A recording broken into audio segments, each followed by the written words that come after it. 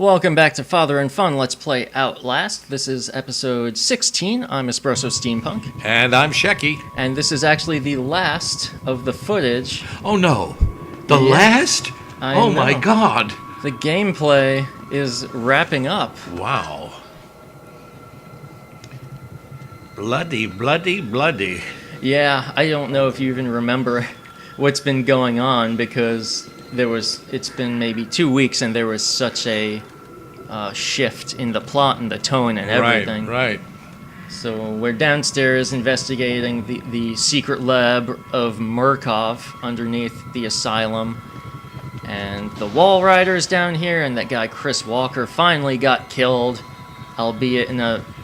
I don't know, it's good to see him off our back, but it wasn't as satisfying as, say, Rick Traeger. Though Walker is more of a sympathetic character, I think, despite being the number one a-hole.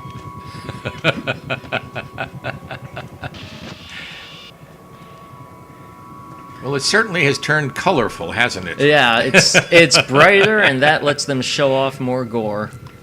Oof.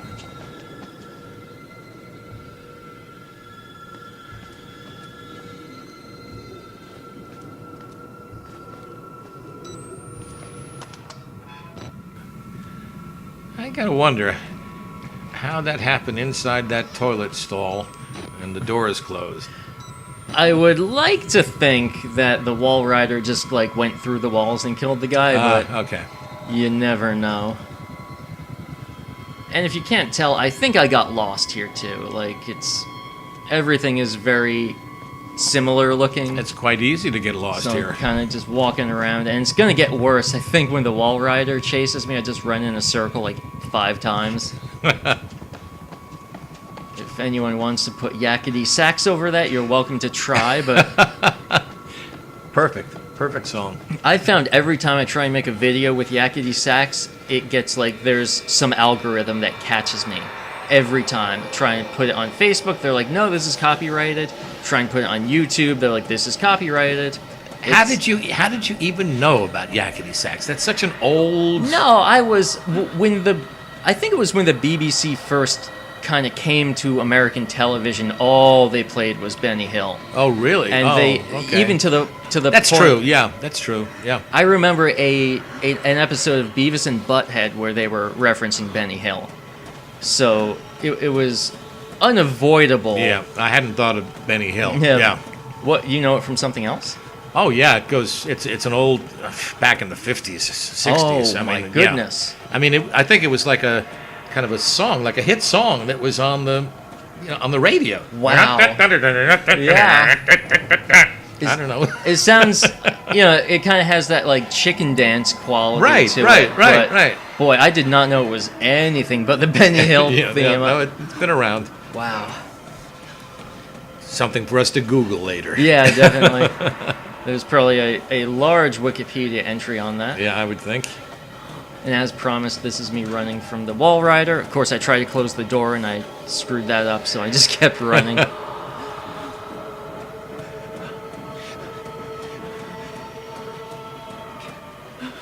And then, yeah, spoiler alert. Pretty sure he kills me at some point. Oh no, I escaped that time, but... It's one of those things where I didn't really care to edit out the death scenes because it doesn't detract, it doesn't take too long to go down, and honestly, people want to see me fail now and then. Sure. Everybody likes to see a little blood and gore and guts. Why not?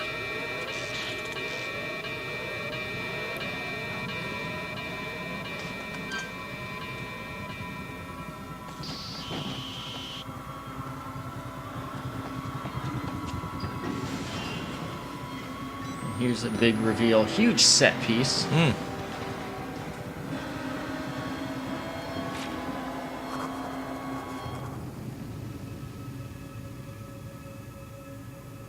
So we're going to finally find this guy, Billy, who is sort of the physical version of the Wall Rider. His mind is projecting this kind of ghost.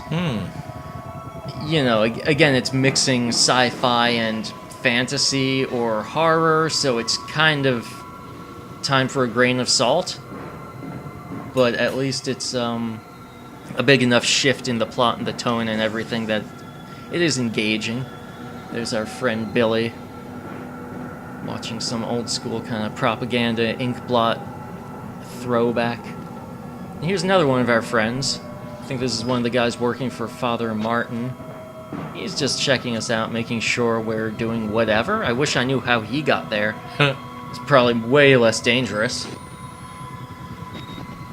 We took the scenic route, though. Yes, we did. So here's another canister, and it looks like it's filled with blood or something, and I guess that suggests there had been previous failures in the experiment, which is a nice touch, though maybe heavy-handed.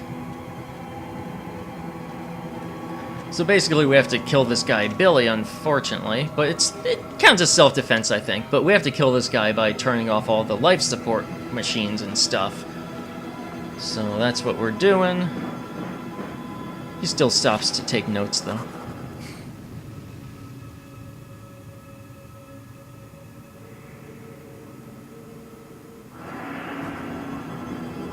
I don't know if that's technically his liver, by the way. He's not really...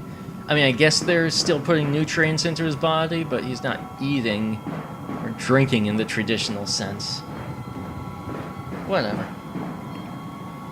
Of all the things I'm going to nitpick, it's going to be that? Come on. Do not turn the valve! Yeah, I was trying to get a closer read on that, but then I realized I'm probably being chased again, so I didn't stop to enjoy it.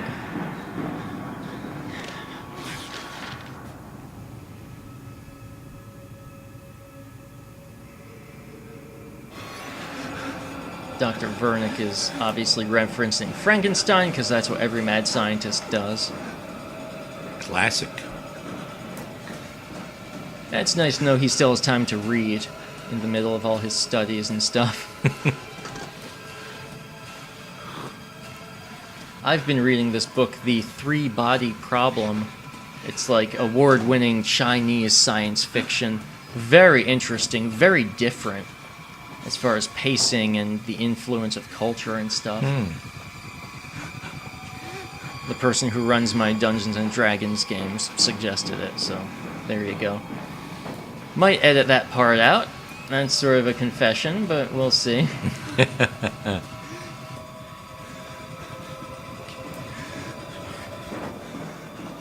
And you should be thankful. I was thinking of doing a Father and Fun where I make you and Mom play Dungeons and Dragons, but I just... Uh-oh. Yeah, a bit too much pre-production for that, I think.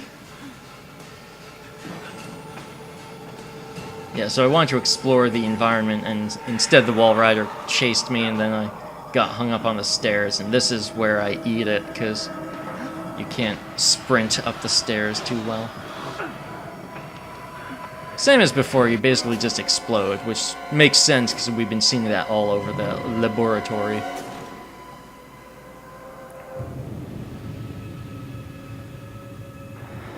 They're very merciful where they respawn me and I just hauled ass.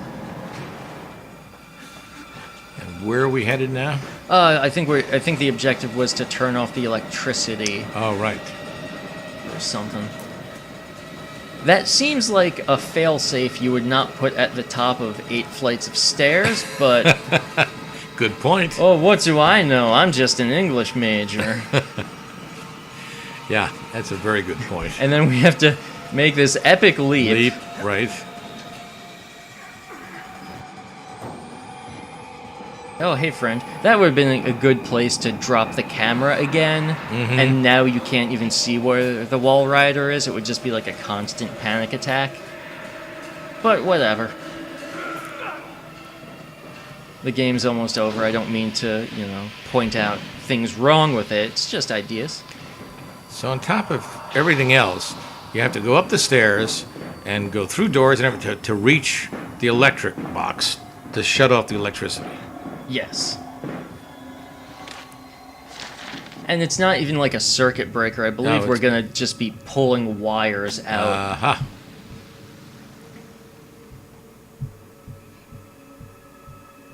And this is more backstory for Billy, because they didn't want to reveal too much too soon in the game, but now at this point it's almost too late, but it's the best option, I believe. Oh, I see. That's where he's... Yeah, I kind of wish the animation was... And I'm sorry, viewers, I know I'm talking about, like, I wish this, I wish that. I'm just spitballing. But I was expecting, let's put it that way, I was expecting that he would kind of be a bit more frantic and, like, just tear things out of the wall. It was very neat and tidy how he did it, and it did not match the anxiety I felt as the player. Good point.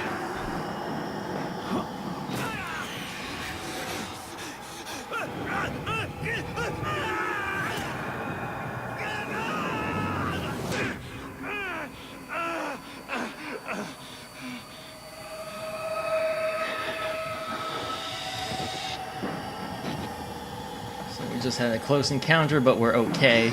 It was scripted. I didn't die. That would have been some impressive editing, though. If I just covered up my death with all that. Promise I did not.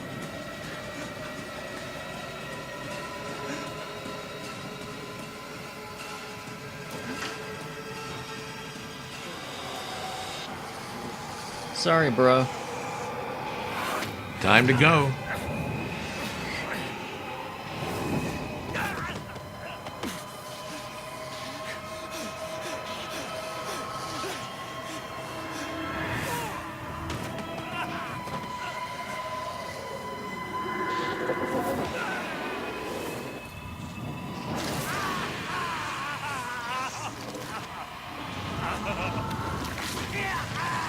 I really do like how they animate the Wall Rider.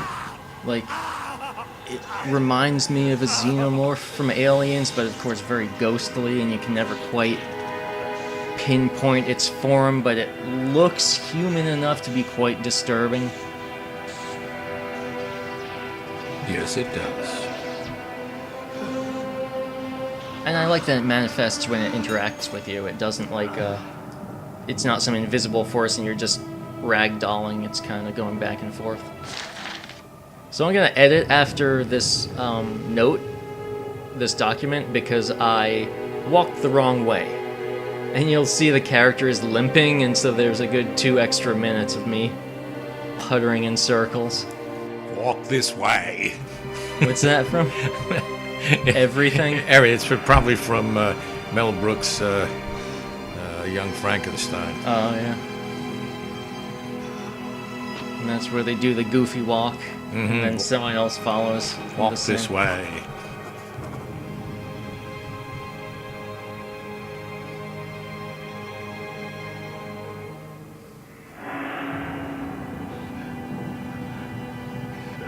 Actually, I think I'll just skip forward here so we don't even... It'll make editing way easier.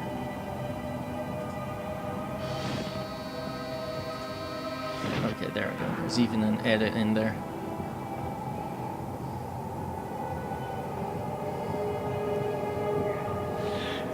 Kind of limping along, trying to get out, huh? Yeah, and then they program these little collapse moments.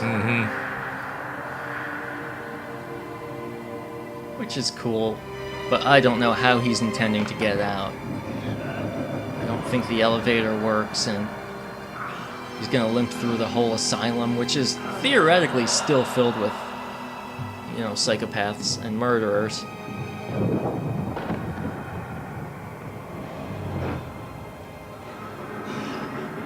Just seeing him put his weight on that missing finger.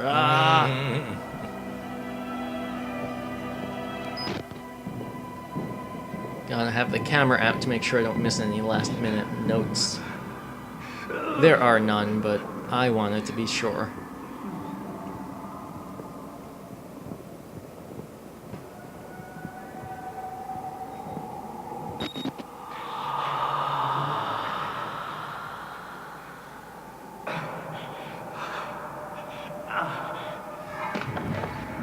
I'm fading. I'm fading. Yeah, I know he's been beat up, but they don't make it too clear what's got him so worn out. Who are these guys shooting at him? They seem to be security guys working with Dr. Vernick. Himmel. You have become the host. Jesus God, what is that thing?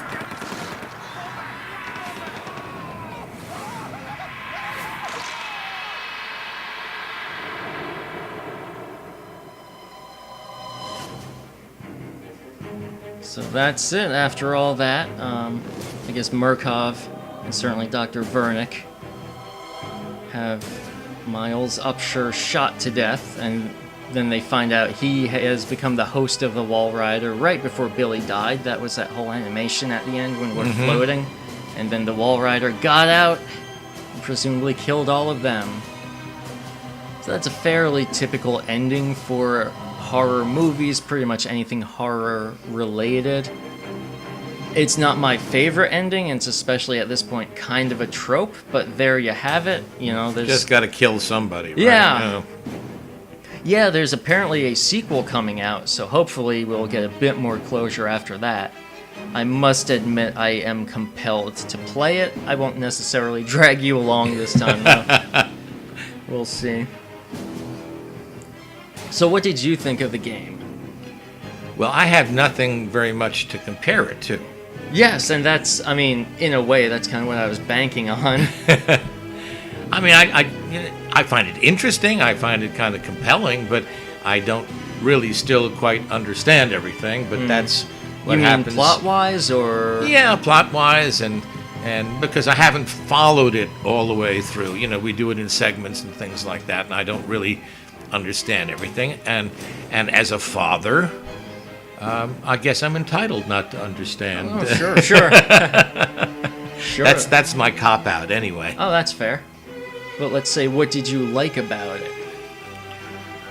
I liked the animation. I mean, there was certainly a lot of effort put into the design and the layout and the movement. I mean, the whole thing with all the steps and this and that and all the moves around. So, like, I thought that was good really environment, Yeah, good yeah. good production values. yeah. Is the easiest way to put it, probably. Yep. That's cool. What did you not like? This is the interesting part.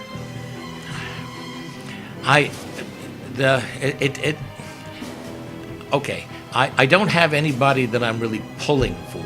Aha.